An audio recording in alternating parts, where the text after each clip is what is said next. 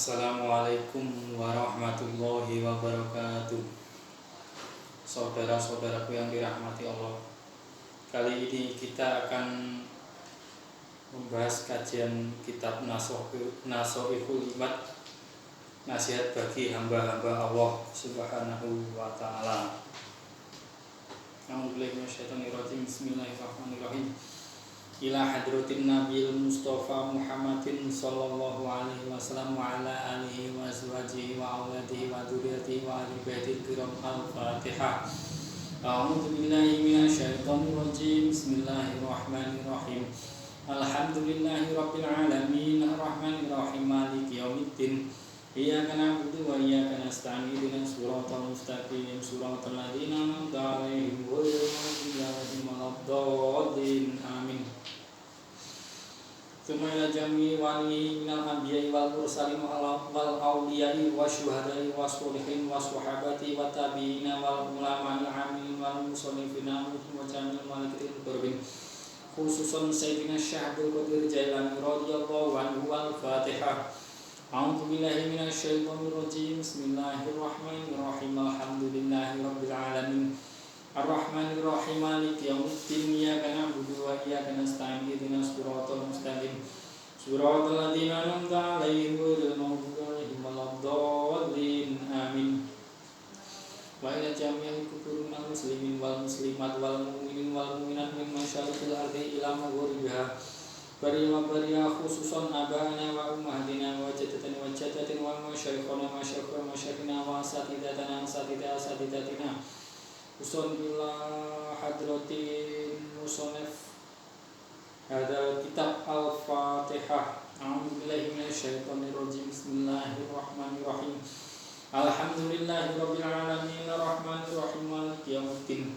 Iyyaka na'budu wa iyyaka nasta'in ihdinas siratal mustaqim siratal ladzina an'amta 'alaihim ghairil maghdubi 'alaihim waladdallin. Amin.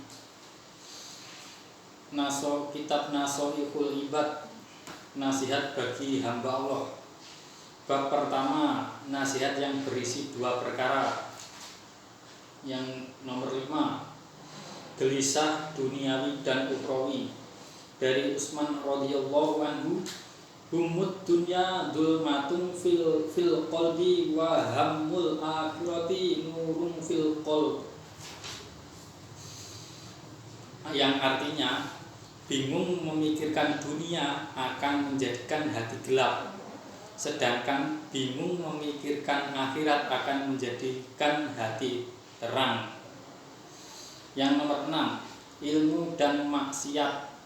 Dari Ali radhiyallahu anhu, man kana fi talabil ilmi kanatil jannatu fi talabihi wa man kana fi talabil maksiyati kanatin naru fi talabih. Yang artinya, barang siapa mencari ilmu maka surgalah yang dicari, dan barang siapa mencari maksiat maka nerakalah yang dicarinya. Maksudnya dari hadis, maksudnya dari ayat di atas. Barang siapa yang sibuk mencari ilmu yang bermanfaat, yaitu pengetahuan-pengetahuan yang harus diketahui orang dewasa, maka pada hakikatnya dia tengah mencari surga dan ridho Allah. Sebaliknya, siapa yang ingin melakukan maksiat, pada hakikatnya dia ingin menuju neraka dan murka Allah.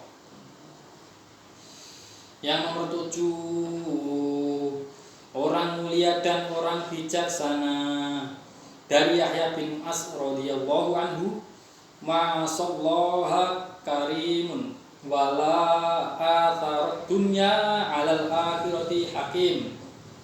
Yang artinya, orang mulia tidak berani berbuat maksiat kepada Allah, dan orang yang bijaksana tidak akan mementingkan dunia atas akhirat. Maksudnya, orang yang mulia adalah orang yang baik perbuatannya, yang memuliakan dirinya dengan cara mempertebal ketakwaan dan kewaspadaan dalam menghadapi maksiat. Sedangkan orang bijaksana adalah orang yang tidak mengutamakan dunia dan menahan nafsunya dari perbuatan yang menyeleweng dari petunjuk akalnya yang sehat. Yang nomor 8, nasihat yang berisi 2 perkara, takwa dan dunia. Dari Al-A'masy radhiyallahu anhu, man kana ra'su malihit taqwa kallatil al-sunu an wasfi ridwahidinihi wa man kana ra'su malihit dunya kallatil al-sunu an wasfi khusronidini, yang artinya barang siapa yang modal pokoknya takwa, maka lidah-lidah menjadi keluh untuk menyifati keuntungan agamanya. Dan barang siapa yang modal pokoknya dunia, maka lidah juga tidak mampu menjumlah kerugian agamanya. Maksudnya, orang yang memegangi prinsip ketakwaan, menjunjung tinggi perintah Allah, dan menjauhi laku durhaka, serta segala perbuatannya berasaskan norma syariat, maka akan memperoleh kebajikan yang tiada terhingga banyaknya. Sedangkan yang memegangi norma-norma yang berselisih dengan syarak akan memperoleh kerugian yang banyak, sehingga sulit dibilang berapa jumlahnya. Yang nomor 9, nasihat yang berisi 2 perkara, menuruti nafsu, syahwat dan kesombongan. Dari Sufyan Ats-Tsauri radhiyallahu anhu, kullu ma'siyatin an syahwatin fa innahu yurja ghufranuha, kullu ma'siyatin an kibrin fa innahu la yurja ghufranuha, li'anna ma'siyata iblisa kana asluha minal kibri wa zallata sayyidina adama kana asluha minasyahwah. Yang artinya, setiap maksiat yang timbul dari syahwat dapatlah diharapkan ampunannya, tetapi setiap durhaka yang timbul dari sikap sombong tidak dapat diharap ampunannya. Karena kedurhakaan iblis itu berpangkal dari kesombongan, sedangkan kesalahan Adam alaihi salam berpangkal dari syahwat. Sufyan Ats-Tsauri radhiyallahu anhu adalah guru besar Imam Malik. Maksud hadis di atas, setiap maksiat yang timbul dari keinginan nafsu, yaitu keinginan untuk berbuat sesuatu, maka ada harapan untuk diampuni. Sebaliknya, setiap maksiat yang timbul karena kesombongan, maka tidak ada harapan untuk diampuni. Jadi, maksiat yang timbul karena sombong itu tidak ada harapan untuk diampuni oleh Allah Subhanahu wa Ta'ala. Karena maksiat yang dilakukan dari kesombongan berasal dari iblis, dia menganggap dirinya lebih baik daripada junjungan kita Nabi Adam alaihissalam. Sedangkan kesalahan junjungan kita Nabi Adam alaihissalam berasal dari keinginan, yaitu keinginan beliau untuk mencicipi buah pohon yang dilarangnya. Yang nomor 10, nasihat yang berisi 2 perkara, berdosa sambil tertawa dan berbuat taat sambil menangis. Sebagian dari ahli zuhud berkata, man adnaba dzamban wa huwa yadhaku fa innallaha ta'ala yudkhiluhun nar wa huwa yabki, wa man ata'a wa huwa yabqi fa innallaha ta'ala yudkhiluhul jannata wa huwa yadhaku, yang artinya barang siapa berbuat dosa sambil tertawa maka Allah akan melempar dia ke neraka dalam keadaan menangis, dan barang siapa dengan menangis berbuat taat maka Allah akan memasukkannya ke surga dalam keadaan tertawa. Ahli zuhud yaitu orang-orang yang tidak memperdulikan dunia. Mereka mengambilnya untuk sekedar keperluan yang sangat dibutuhkan saja. Itulah orang yang ahli zuhud.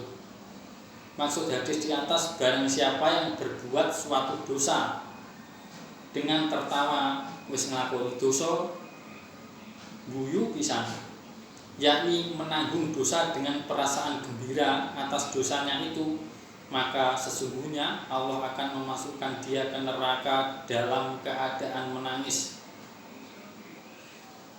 Jadi orang yang berbuat dosa lantas dia tertawa, dia akan menanggung dosa dan Allah akan memasukkannya ke dalam neraka sambil menangis, dileboni neraka nangis pisan. Seharusnya dia bersedih dan beristighfar kepada Allah Subhanahu wa taala agar diampuni dosanya. Dan barang siapa yang taat sambil menangis, yakni takut kepada Allah Subhanahu wa taala karena merasa telah menyepelekan kewajibannya, maka kelak dia akan masuk surga dengan penuh kegembiraan. Dan barang siapa sapa wonge nglakoni taat karo nangis, krana nangisé mung wedi karo Gusti Allah, mergo wis nyepelekne kewajiban. Wong sing ngono kuwi mau terus nglakoni wis padha karo nglakoni dua kebaikan. Kebajikan yang pertama, kebajikan taat itu sendiri, dan yang kedua, kebajikan penyesalannya terhadap dosa yang telah dia lakukan. Oke, saudara-saudaraku yang dirahmati Allah, cukup sekian dulu kajian kitab Nashul Ubat yang berisi dua perkara ini. Wassalamualaikum warahmatullahi wabarakatuh.